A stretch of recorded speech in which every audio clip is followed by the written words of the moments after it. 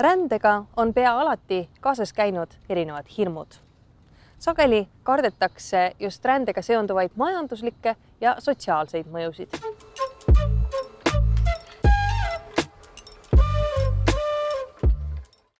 Hirm on ikka irratsionaalne ja naljahambad on ristinud ühe väga sageli koos esineva hirmude paari Schrödingeri kassinimelise paradoksi järgi Schrödingeri immigrandiks.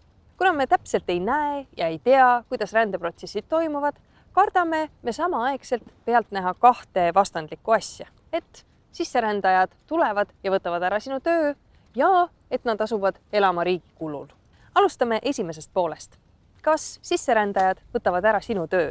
Siin on vastus üsna kindlasti ei. Valdav enamus riike kasutab tänapäeval erinevaid tööturu kaitsemeetmeid, näiteks tööturuteste, mis võimaldavad tööandjal välismaalt töötaja tuua üksnes siis, kui ta vastava kvalifikatsiooniga inimest koha pealt ei leia. Mõnikord pole asi ka kvalifikatsioonis. Välistööjõudu rakendatakse hoopis sellistel töödel, mida kohalikud enam teha ei taha, sest need on rasked ja ohtlikud ega paku elus erilisi väljavaateid. Niisiis, sisserändaja ei võta ära mitte sinu tööd, vaid selle töö, mida sina ei oska või ei taha teha.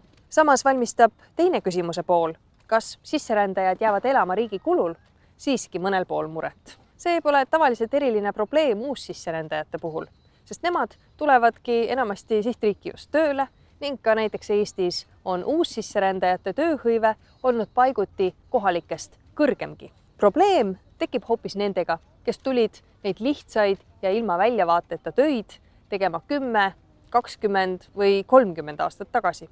Kui puudub piisav lõimumistugi ja võib-olla on tekkinud ka trots, sest järgmise töö leidmine polegi enam nii lihtne, siis on risk, et inimesest saab nii-öelda tööturul heitunu, kes loobubki järgmist väljakutset otsimast ja sõltub siis juba riigi või kohaliku omavalitsuse toest.